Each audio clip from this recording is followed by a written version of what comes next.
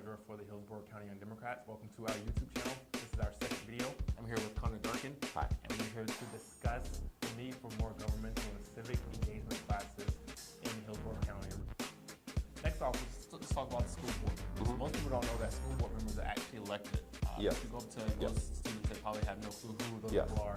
Why is it important for those students to know that, first off, that this position is elected and also who they are?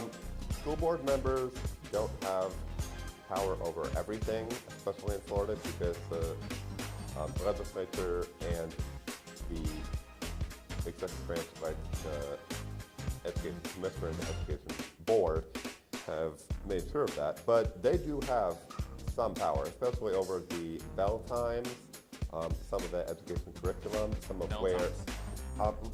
when schools open and close every day, and where schools are built and how much of the funding that they get, such as the tax funding that voters of Hillsborough County approved last year in November, are used. They have a lot of power, and as opposed to other members, other local government elected members of Hillsborough County, are almost solely tasked with this. If you have a problem with a school, you go to the school board. And a lot of what needs to happen is that students, above and beyond any other elected official, must understand this, because these people, I think there are 7 in Hillsborough County, affect a big chunk of these students' daily lives. Primarily, school board members are tasked with governing and protecting public schools as opposed to non-public schools, and making sure that the money they get is given to public schools, especially with the constitutional amendment that was kicked off but was put on the ballot.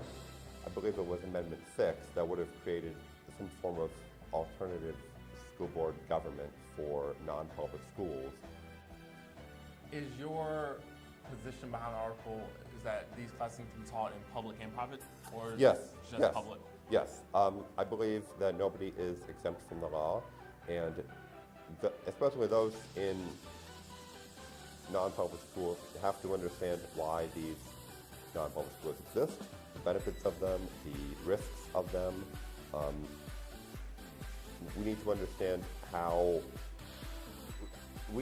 the role of religious schools, home schools, virtual schools, because a lot of kids use virtual schools when... It's actually a really good point. I like that. And we need to understand the funding that these schools get and the influence they have on public school members and for the legislature and the federal government. The idea of separating this for public and non-public schools is the most horrible form of discrimination and separate but unequal I can possibly think of, and it creates a class of people who know the law and can do something about it, those who don't know the law and blatantly cannot do something about it. I have to play devil's advocate though. I love the idea of teaching more civic engagement in government classes. And let's just take public schools. Yeah. But what do you say to that public school that is on the poor side of town and they're strapped for resources and they're struggling just to meet the basic curriculum? How do they afford to teach one more civic engagement class or one more governmental class when they're already sitting in a classroom with many, many students? I would first of all advise them to take a look at the curriculum they are already spending time teaching.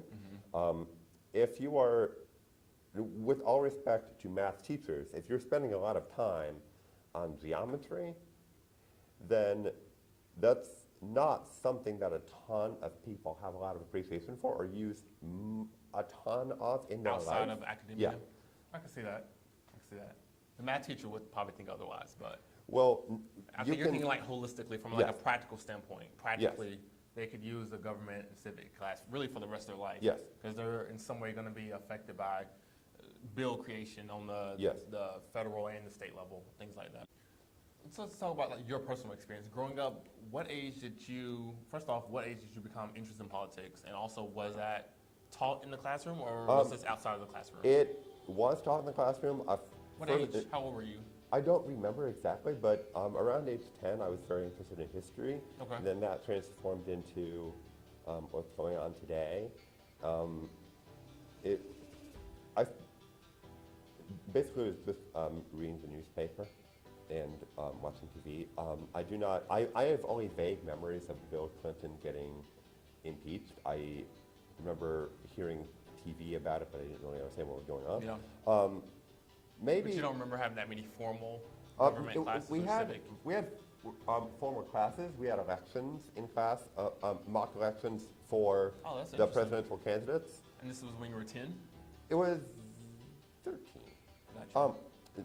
I remember, I think 4th or 5th grade having like a basic level, like I was born and raised in Alabama, having like a government class that which really piqued my interest.